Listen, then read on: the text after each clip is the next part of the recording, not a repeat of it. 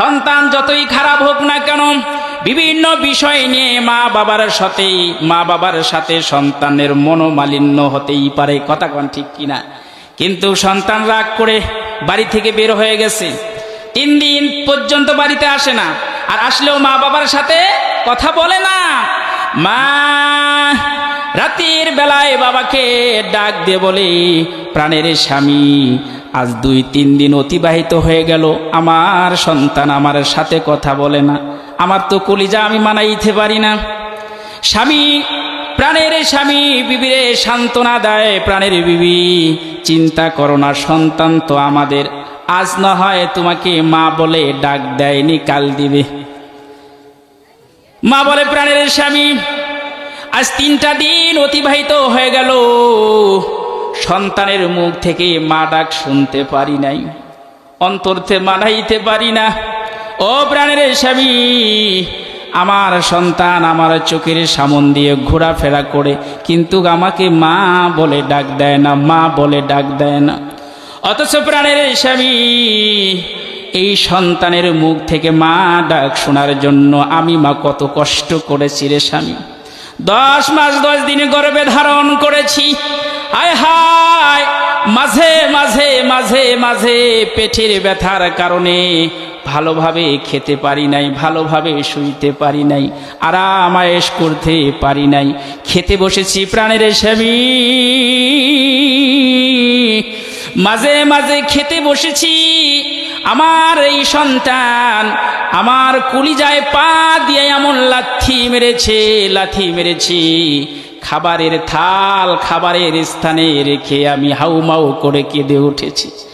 শুধু এত কষ্ট সহ্য করেছি সন্তানের জবান থেকে মা ডাক শুনবো বলে।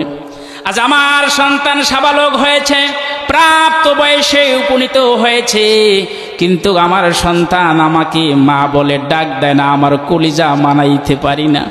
স্বামী বাবা মারে বুঝ দেয়, প্রাণের বিবি কান্না করো না, সন্তান যেহেতু আমাদের, আজ না হয় কাল আবার আমাদের সন্তান ঠিক হয়ে যাবে, তোমারে মা বলে ডাকবে, আমারে বাবা বলে ডাক দিবে। দেখেন, সন্তান মায়ের সাথে কথা বলে নাই, মা কি পরিমাণ অন্তরে ব্যথা অনুভব করেছে রে গোলাম। কিন্তু সন্তান 2 দিন 3 দিন মা বাবার সাথে কথা বলে না, কোনো কষ্টেই অনুভব করে না। কিন্তু যদিও কষ্ট অনুভব করে, মা বাবার মতো কষ্টটা অনুভব সন্তান করে না।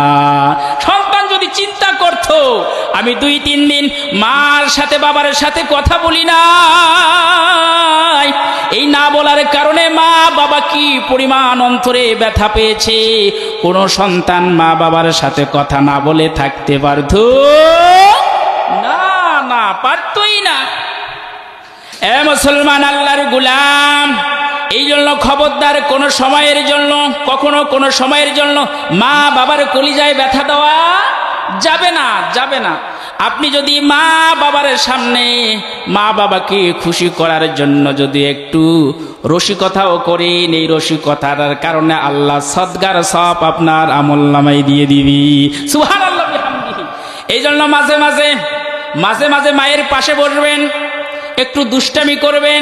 এমন দুষ্টামি করা যাবে না যেই দুষ্টামির কারণে মা বাবার কলিজায় ব্যথা লাগে। এমন দুষ্টামি করবেন রে গোলাম, যে দুষ্টামির করার কারণে, রসিকতার করার কারণে মা বাবার মুখে হাসি ফোটায়। আল্লাহ রাসূল বলেন,